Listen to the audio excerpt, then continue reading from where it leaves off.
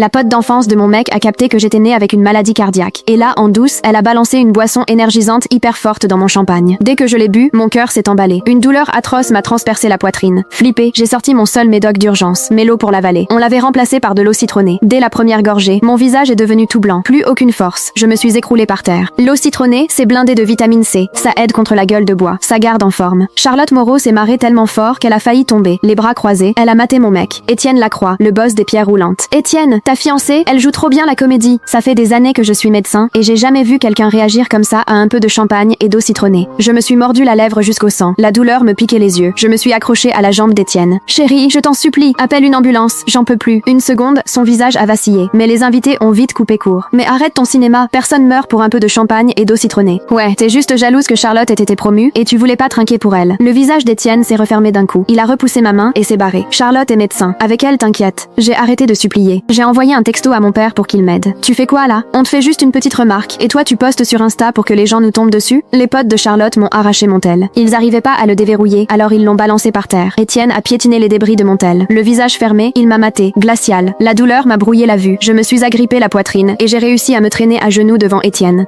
J'ai rien fait, Étienne. Je suis née avec un problème au cœur. Je crois que je fais une crise. S'il te plaît, appelle une ambulance. Étienne a fini par capter qu'un truc clochait. Il a froncé les sourcils. Mais avant qu'il bouge, Charlotte l'a tiré à l'écart. Étienne, ta fiancée, aucun respect. Tout le monde est venu fêter ma promo. Et elle, jalouse, elle essaye de tout gâcher. Je savais qu'Amélie me kiffait pas. Je l'ai invitée pour qu'on arrange les choses, mais ça lui a pas plu. Là, elle montre à tout le monde à quel point elle peut être méchante. Étienne, si j'avais su, je t'aurais invité toi tout seul. Elle m'a lancé un regard de mépris. T'es vraiment doué pour faire semblant, hein? Ce talent-là, tu devrais le garder pour le ciné. Au lieu de comploter et de tout pourrir. Je respirais de plus en plus mal. J'entendais mon propre souffle qui sifflait, comme un poids énorme sur ma poitrine, qui m'écrasait le dernier filet d'air. Étienne et Charlotte ont grandi ensemble. Ils avaient leur petit cercle à eux. Quand on s'est mis ensemble, Étienne était tellement pris par les affaires de la mafia et par nous deux qu'il voyait beaucoup moins ses potes. Ça, Charlotte, ça lui plaisait pas. Elle débarquait souvent sans prévenir quand Étienne et moi on sortait. J'en ai parlé plusieurs fois à Étienne, mais il l'a jamais pris au sérieux. Charlotte, c'est comme ma sœur, te prends pas la tête avec ça. Et là, Charlotte en a rajouté. Amélie, je suis juste là pour aider les copains à voir si t'es faite pour Étienne. Il t'a déjà accordé pas mal de temps, sois pas si gourmande. En gros, Charlotte me faisait comprendre un truc. Si je kiffais Étienne, je devais accepter tous ses potes. Charlotte comprise. Et même quand c'était censé être mon rencard avec Étienne, on finissait toujours par faire ce que Charlotte voulait. On mangeait ce qu'elle voulait. On matait les films qu'elle voulait. Au final, à tous mes rencarts avec Étienne, je me retrouvais à traîner derrière lui et Charlotte. Et si je montrais la moindre frustration, Charlotte se payait ma tête. Soi-disant, j'étais mesquine et jalouse. Et Étienne, du coup, il perdait de plus en plus patience avec moi. Je suis revenue au présent. Charlotte a maté ma tête de douleur et a haussé les sourcils, l'air méga fière d'elle. J'ai capté, Amélie, t'es tellement habituée au projo que t'as toujours besoin de voler la vedette, hein? Aujourd'hui, c'est moi la star. Et comme personne t'applaudit comme tes fans, tu nous fais ton cinéma juste pour qu'on te regarde. Tous